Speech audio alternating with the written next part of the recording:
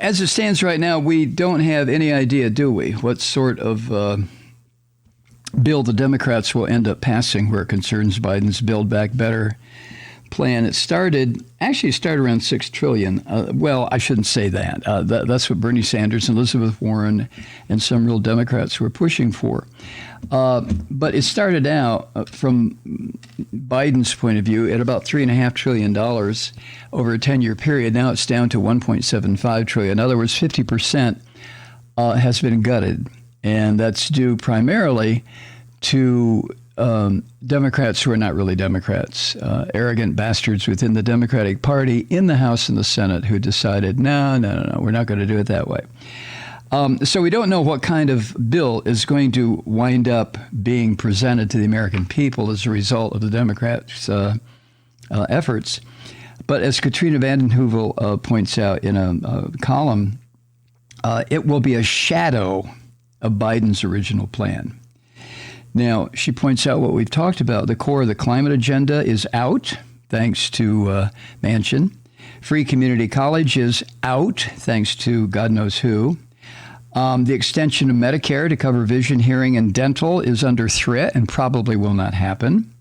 Kyrsten Sinema seems intent on killing the plan to lower prescription drug prices.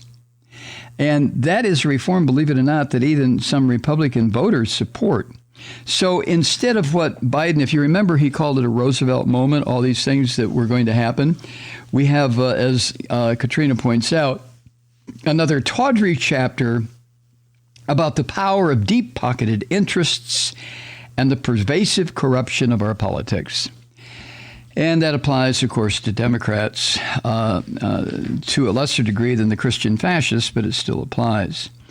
And poor President Biden's approval ratings, his popularity, it's gone straight down as all this arguing and jockeying has dragged on about what's going to be in this bill, what's not going to be in it, who benefits, who's going to lose. And the prospects, and we've talked about this, for Democrats maintaining control, even this razor-thin control of the House and the Senate, are off life support. It's just a question of how soon the Democrats lose control of both. I hate to sound so pessimistic, but you take a look at political history in this country, it is just a tradition. 2 years after the election of a president, his party goes straight in the crapper in terms of how many seats it holds on to in the House and the Senate. That's just the way it works. And according to Katrina, Democratic pollsters and so-called strategists are now saying that the Democrats need to campaign for election or re-election from the middle out. Now, I don't know what that means either. We are in an era of just psychotic polarization where it concerns the Democrats, the only party interested in governing, and the Christian fascists, the only party interested in ending governing as we know it. So here we are. Now, this idea of campaigning from the middle out is bullshit. It just it just doesn't work that way anymore. It never should have worked that way to begin with. Really. The only forces likely to save the future and these razor-thin Democratic majorities, as Katrina points out, are the growing citizen movements that have moved increasingly from protest to power. And they're motivating people not only to protest now, but to get out and vote. Right? These midterm elections are, according to Katrina, are what experts call mobilization election. Now, what that means, turnout falls off from the years when we elect a president. And the core of the Democratic coalition, that would be young people and black folks and Latinos and single women, this core often stays home more than the older people and the evangelical Christians in the Christian Fascist Party who anchor the Republican base. And as she points out, only one thing will overturn these projections, replacing despair and cynicism with engagement and passion. I wish I could do that. I wish I could get off this despair and cynicism that I feel. I really do. I truly do. But no matter how hard I struggle to see the so-called light at the end of the tunnel, or the rainbow at the end of the hurricane, or whatever you want to call it, I can't see it. I just can't see it. And I try. Now, next week, Biden, and matter of fact, he's leaving this week, but next week he'll attend that UN climate summit in Scotland. And it's known as COP26. And political leaders are already lowering their expectations of what's to come out of that conference. I mean, this is a conference that is existential as far as the continuation of human life. An awful lot of other life on this planet is concerned. And the experts have low expectations. Oh, my God. The idea is that Joe Biden will put together executive actions. Now, remember about executive actions. If one president uses them, they can be turned off by the next president. But Biden will have to put together these executive actions to kind of shore up whatever comes out of this razor-thin Democrat-controlled Congress, if anything comes out. And as I mentioned the other day, Biden's claim to leadership at this international conference is going to sound a little bit less than secure, because the people who observe American politics understand, in some ways better than we Americans do, the cyclic nature of our political system. They understand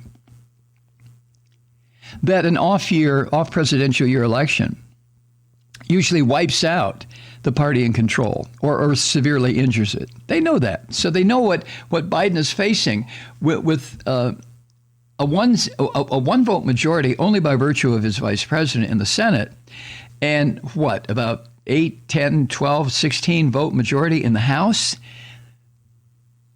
People in politics from other countries understand what a tenuous grip Biden and the Democratic Party has on what's going to happen here. Now, some Democratic pollsters are arguing that none of that matters when Biden gets to the Glasgow summit, because climate is at hand. But it's also pointed out that climate is only an issue for what David Shore, the pollster, calls very liberal white people. Oh, really? Real Americans, according to David Shore's argument and some other pollsters, real Americans care about jobs, about the price of food, price of gas. That's the way it's been. But these climate disasters, the extreme weather, has kind of shaken a bit of sense into people around the world. And Katrina points out that scientists have won the argument about the human responsibility for climate change, which overcomes this incredibly lavishly funded lies of big oil. And even the media, driven in part by the remarkable organizing of that global media consortium covering Climate Now is the name of it. The organization demands more accurate reporting on climate change. But even media are starting to acknowledge how climate change is behind the weather catastrophes that are increasing in number and force. So the citizens' movements that are extant right now, whether it's the fight for climate justice or Black Lives Matter, or the so-called dreamers, the kids that were brought here when they were little and now they're in their late teens, 20s, 30s, and the Christian fascists want to throw them out of the country. The women's movement, the right to privacy, the fight for a livable hourly wage, on and on and on and on. All of these citizen movements have seen their causes blocked by Christian fascist obstruction and the hatefulness of a handful of Democrats like Kyrsten Sinema and Joe Manchin. So if they decide it's time to hold legislators accountable and turn out in large numbers, citizens, us, we can deliver a clear object lesson that politicians of all stripes will probably pay attention to. We are not kidding. We want this done. We want these things taken care of. Now, electoral politics, Ms. Vanden Heuvel points out, is only one area, one arena for movement. You have Democrats like Sinema. She torpedoed the $15 minimum wage in the Senate.